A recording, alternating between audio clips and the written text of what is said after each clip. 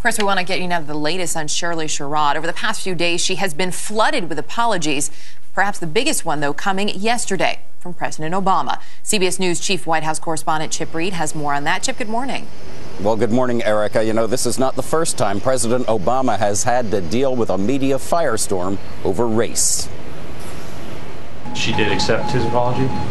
Yes. A closed door and a contrite president. President Obama finally reached former Agriculture Department employee Shirley Sherrod to apologize for her firing and to encourage her to come back to work. The president said, I think that's there's an opportunity for you to continue that work if you want to do so. An offer Sherrod has yet to accept. In an interview, Mr. Obama conceded his Agriculture Secretary acted hastily. He jumped the gun partly because we now live in this media culture where something goes up on YouTube or a blog and everybody scrambles. This week's controversy over Sherrod's words during an NAACP speech is just the latest event to overshadow a White House that has tried to stay above the fray on race. As a candidate, the president's former preacher, Jeremiah Wright, ignited a racial debate when the Reverend's controversial sermons went viral on the internet. The incident threatened Obama's candidacy, but he recovered with an address on race relations. Working together, we can move beyond some of our old racial wounds, and that in fact we have no choice. We have no choice if we are to continue on the path of a more perfect union. A year ago, President Obama publicly reacted to the arrest of his friend Henry Louis Gates outside Gates' Cambridge home by a white police officer. I think it's fair to say, number one, any of us would be pretty angry. Number two, that the Cambridge police acted stupidly. That offhand remark ignited another passionate debate and was within days followed by this remark. I could have calibrated those words differently.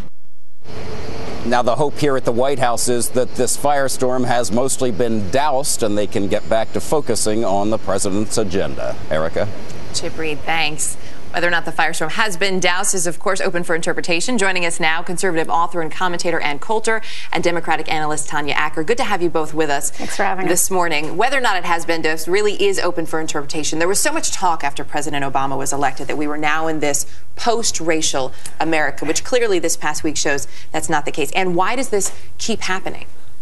I don't think it has been post-racial for a second with this administration. I mean, as your package just showed, you had the president calling Sergeant Crowley, saying he was acting stupidly. You just up to now, you had this, them not prosecuting the new Black Panthers on the grounds that they won't prosecute a voting rights case against blacks. You had Sonia Sotomayor saying she was a wise Latina and ruling against white firemen who didn't get promotions because of their race. I mean, it's been nonstop. But why?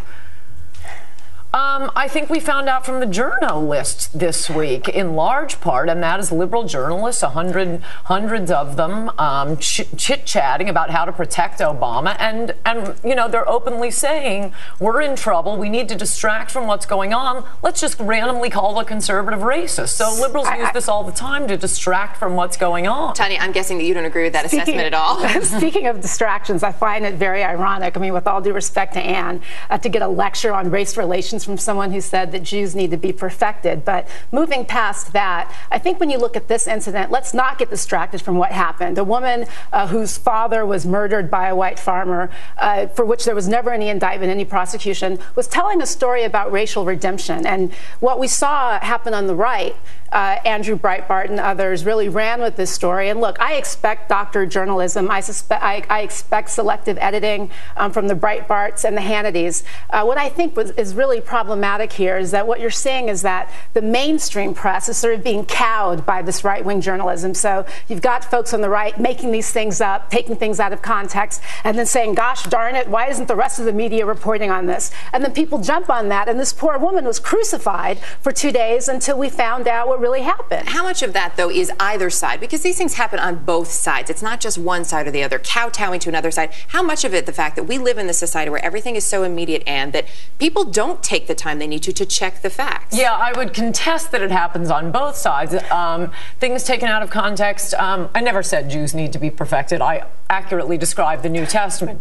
How about the photo, as MSNBC is describing white men bringing guns to Obama rallies, where they only show the gun, you don't see it's a black man with the gun. Center for American Progress this week, run by John Podesta on Obama's transition team, shows an alleged Nazi at a Tea Party announcing, I'm a racist, I'm a proud racist. And things like this happen on both sides. On Fox News, we saw footage that was ran months ago, purportedly showing certain crowds at rallies, and they were from a different event. This happens across the board. And you pull back from the Center for American Progress, and it's all Tea Partiers saying, go home, you're not one of us. You have CBS News itself has reported that John Lewis was called the N-word 15 times. That is a lie. That is a despicable lie. That never happened. Why doesn't CBS News apologize for that? When there's this constant back and forth on both sides, is there any way to resolve it and to get a conversation going? Certainly. I mean, I think that we have to depend on, it really depends on who's trying to have the conversation. I think that there are plenty of well-meaning Americans who do want to try to deal with the issue of race in a responsible way without the name calling, without trying to defend racism on either side. And I think that it's really it's a matter of having that conversation in a respectful and productive way, and in a productive forum. Well, I appreciate you both coming in to have the conversation this morning. And Coulter, Tanya Acker, thank you both for your time.